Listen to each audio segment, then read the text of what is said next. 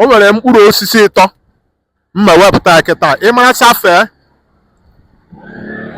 na bekee, mara fee na Igbo, anyị gị 5,000 naira ebe a kịta.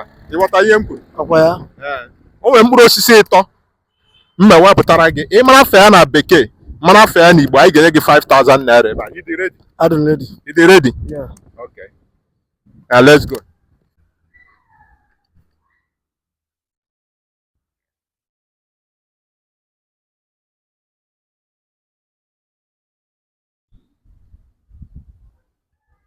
Bros, excuse me, bros, excuse.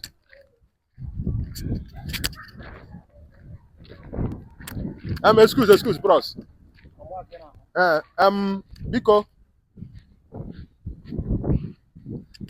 Afa mbụ NunuTv and comedy. Kedụkwa n'afa? Excuse me. Camera, come close.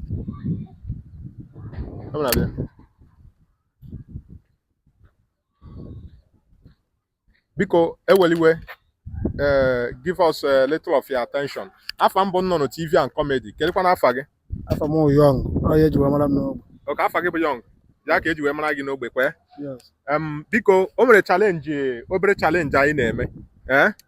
Ọ bụ na ipute anyị ga-enye gị 5,000 naira ebe a. Ịghọta? O nwere mkpụrụ osisi ịtọ mma wepụta ya kịta. Ị mara safee na bekee, mara fee na Igbo, anyị gị 5,000 naira ebe a kịta. Ịghọta ihe m kwuru? Ọkwa ya? O nwere mkpụrụ osisi ịtọ mma wepụtara gị. Ị mara fee na bekee, mara fee na Igbo, anyị ga-enye gị 5,000 naira ebe a. You dey ready? I'm ready. You dey ready? Yeah. Okay. Let's go.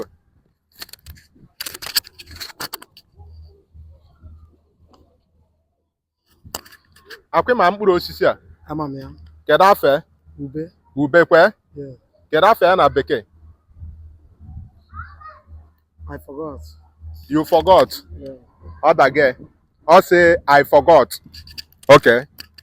Mgba ịma ife mere nke adịgo cancel, anyị ga-enye gị another more chance. Afọ ya bụ ube na Igbo. Afa bekee ya bụ pia.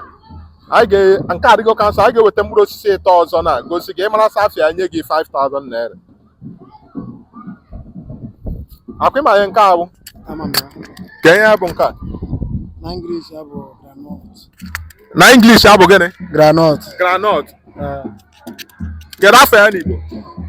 Ọkpaeghere. Ọkpaeghere. Okay. Ọ bụrụ afọ ya n'Igbo. Igbo izigbo ọ bụrụ afọ ya bụ ihe a. Ọ nke ndị mara ya. Nke ije mara ya.